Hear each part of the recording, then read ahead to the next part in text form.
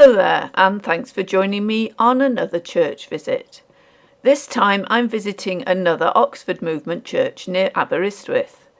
If you've seen my video on Llangorwen Church, you'll know there was an outpost of the Tractarians in this area.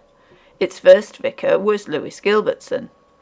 Gilbertson was born in 1814, lived at Plas Cefn Gwyn, Elerch, and was educated at Jesus College, Oxford. His uncle was Isaac Williams, who was a Tractarian and the founder of Llangorwen. Nepotism at work here. Gilbertson was well connected. He built a school for the village here in 1856, and it was not any old school. Gilbertson had taste. It was designed by the prominent Victorian architect G.E. Street. He also built this church in 1868. Using William Butterfield, who had worked at Llangorwen, as the architect. Butterfield's brief was to build a small village church for high church worship, but the setting in the windswept Cardiganshire uplands is rather bleak, so don't expect a pretty little chocolate box church. Elerch Church is built of the dark local stone, and it's perfectly at home in this rough, hilly lead mining district. The unfortunate coat of render does nothing for it, and is later, and it's a disaster damp-wise, but it does, I suppose, emphasise Butterfield's uncompromising flat surfaces. This building is all about mass and line. It's sublime, not picturesque. These qualities are evident from all sides, but each elevation is radically different. The composition is extremely clever. At the west end, the porch isn't attached to the nave at a conventional lower level. Its hipped roof, a favourite Butterfield shape, butts into that of the nave. The south side has the render, and the cusp lancets from the west are repeated in 2 or 3 light windows, with minimal buttressing, so as not to interrupt the wall plane, and a high truncated transept with a high window which leads the eye up to the tower, with its pyramidal roof. The east end is simple and uncluttered, with the vestry roof being a continuation of the line from the chancel roof. The north side of the church is conventionally one the architect is least bothered with. It's the side you bury the unbaptized and suicides. It's the dark side, a place of damp and moss. It also happens to be, because of this site, the side you see first, the side you access the church through, the side you can't ignore. The north elevation that came out of Butterfield's office for Elerch is in every sense an elevation. It starts with that higher than it needs to be porch, with its hipped roof. It travels along the short length of the nave, interrupted by an unstepped buttress.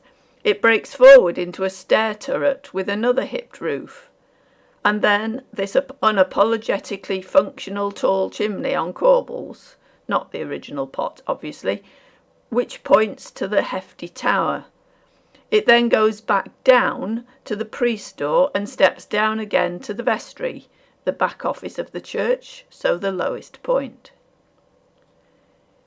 It's weighty, it's relentlessly geometrical, it's unexpected. It's a very deliberate and careful arrangement of the horizontal and the diagonal. It's genius. Thank goodness it was spared the render, because that tough stone is all part of the muscularity and vigour. In the architectural parlance of the day, it has go. It has go like its bare hilly setting. Gilbertson knew what he was doing when he engaged Butterfield. A man as set in stone as his creations, notoriously dour and unsmiling, and as hard-line as the hard lines of his work.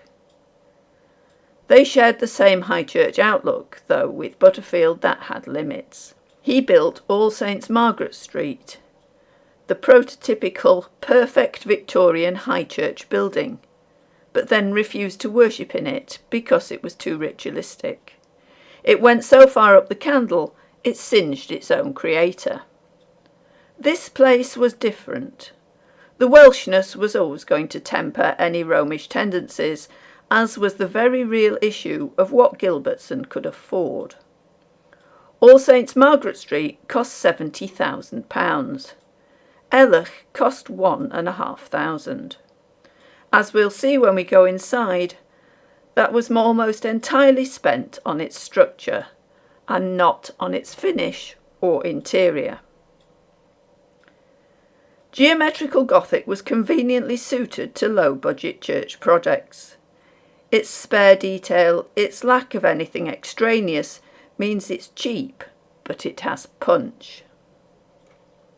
One of its virtues is it makes holes, lack of material, into form.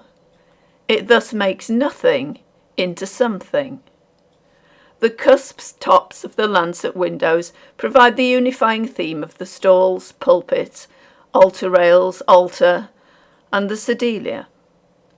A simple stepped reredos of tiles, always a sign of a tight budget, has to suffice. The most expensive items here are the three east windows by Alexander Gibbs, with Welsh text. Gibbs was Butterfield's go-to man for glass after he fell out with Hardman, who resented Butterfield's interference. Gibbs and Butterfield worked together on the designs for stained glass. Hardman wanted to get on with it by himself. The result of the collaboration here is beautifully designed and beautifully detailed and full of symbolism. The scissor truss roof in the nave is very simple and, surprisingly perhaps, is repeated without any embellishment in the sanctuary. The shallow transept which buttresses the tower doesn't seem to serve any purpose other than lumber room and beer house. It might have been intended for an organ chamber, hence the high window. The current organ sits rather awkwardly under the pulpit. The stair tower access is rather a surprise. Outside it's a more substantial looking thing than it actually is, although the slit windows are a bit of a clue that inside it's actually not large enough for an actual stair. It houses a ladder and is very roughly finished inside, as indeed is the porch. The money seems to have been running out. Butterfield's benches with their kneeling boards are all still present. His benches were criticised for being uncomfortable. They really are. He insisted that they should be upright with low backs to discourage slouching. They certainly do. And he favoured a kneeling board rather than hassocks, which he despised as frequently verminous and correctly recognised their potential to be trip hazards. The benches were also designed with the safekeeping of gentlemen's hats under the seat in mind, safe from being kicked by the row behind. I wonder if someone once kicked Butterfield's hat. Butterfield's fonts are always good.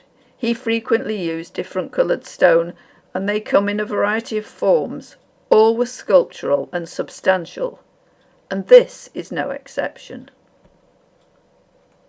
He designed the ironwork for the cover himself. Butterfield liked ironwork. He even wielded the blacksmith's hammer on some of his own designs, possibly to work off his frustration with difficult clients, difficult builders, difficult stained glass makers, difficult office assistants, and bad reviews. Butterfield was a sensitive man. He was married to his work. His work was misunderstood. After a falling out with Beresford Hope, the editor of the Ecclesiologist magazine, a non-architect and self-appointed arbiter of church taste, Beresford Hope ceased to champion him and called his work ugly. The epithet stuck.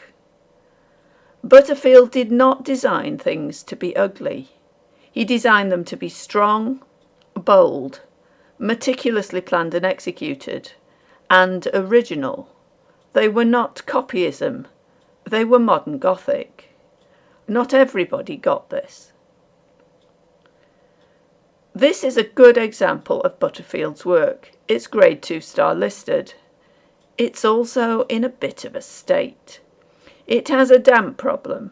Tobin tubes in the wall suggest it is a long-standing damp problem. And there are scars of former roof ventilators. The wrong sort of paint has been applied internally and it's got a minuscule congregation. I hope it stays open and some funding bodies are approached and are generous. Lewis Gilbertson's grave on the east side has been restored with help from Jesus College, Oxford, where he was vice principal. The church he founded is even more deserving of restoration. I hope you enjoyed this church visit. The church is open during the summer as part of the Peaceful Places scheme. Link in the video description gives you details. I'd like to thank the church warden who made sure it was open for my visit and for his warm welcome and generosity with his time. And, as always, thank you for watching.